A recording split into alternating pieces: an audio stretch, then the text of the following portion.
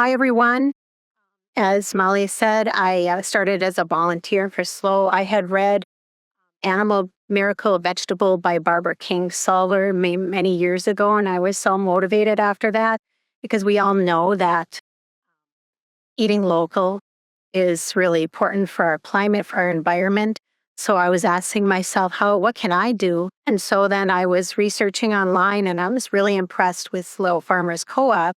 So I started getting their shares and I started volunteering.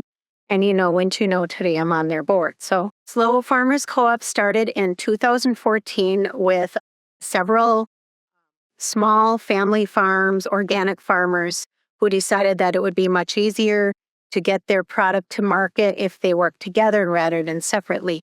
And the co-op model allowed them to set ethical standards and to get a fair price for their food. So those standards are really important, and we do have 7 member farms right now, but we do source out from other organic farmers in the area when we need to, but we always insist on the slow standards. So the people are really important, using fair labor practices, being involved in the community, and we always remind people how important it is to support small family farms. Planet, our environment is foremost in our philosophy. Good soil health, water stewardship, not using synthetic inputs, non-GMO seeds, and biodiversity are all important. And there is a whole page on this on our website of what we do with the soil, how we rotate the crops, things like that. Humane treatment of our animals and pasture bakes using pasture raised and grass fed systems are all really important to our philosophy. I'm going to be talking about our collaborations next. And these are our member farms. Like I said, we do sometimes use other farms in the area, but our member farms, Prairie Folk Farm, has added lamb to our product base, and they just joined us about a year or so ago. So we're really happy to have them on board. They're from the Chilton area. Kellner Backacre Garden is from the Denmark area. Kahulahewitt Farmstead is Oneida. The Pave Family Pastures is from Lena area. Valentine Gardens is in Green Bay. And Boxtail Produce is Freedom. And then Full Circle Community Farm is in Seymour area. A huge part of what we do are CFAs.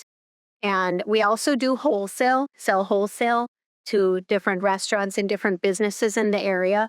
But the CSAs, community supported agriculture, when a farmer provides a box or bag of vegetables, or in our case, meats also, to people and sells directly to the consumer rather than going through like a grocery store. So our produce CSAs are customizable, and that sets us apart from a lot of other CSA models. I can go online, I can remove something from my share this week, and then I can add other things. So that's true food sovereignty right there. Delivery or pickup. So we have several pickup places around the community you can choose from, or you can get delivery if you're in the Green Bay or Appleton area. It is offered, this is another thing that really sets us apart, is that our CSAs are offered every season. So we have a spring share that it runs from May to June, mid-May till June. Then we have our summer shares that end in October. And then our fall shares end in the end of December. And then we even have a winter share from January through mid-March. So it's almost year-round that people can get fresh, local food from our farms. Our meat boxes are delivered monthly, so that's year-round. We feel like our CSAs really offer, consumer self-determination because they are customizable. People are really choosing what they want and what they know how to cook. And the other great benefit that I've found is that I am getting things that I never even knew existed, and I'm learning about them and having new recipes, which is really cool. A lot of our farms do offer worker shares, so people can work for a vegetable share, and that really improves the education and their knowledge of their food source too. Now I'm going to get into different places in our community, how we collaborate and form partnerships. This one, the Tribal Elder Food Box Program, is a partnership with the Great Lakes Intertribal Food Coalition. And since 2021, we've worked with them to deliver food boxes to more than 2,000 tribal elders across Wisconsin. Really, the purpose is also to provide culturally appropriate foods. So there is fish and bison and things like that in that program, but SLO doesn't source those products.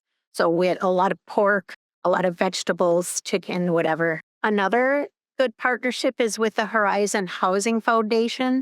And this is affordable housing communities in 3 different areas nearby, Oconto, Pulaski, and Appleton. And we worked with them to get our vegetables to those apartment complexes. And that is through Horizon Housing Foundation has found the funding for that. So that's a newer collaboration that we've been doing for about a year. Food pantries and emergency support.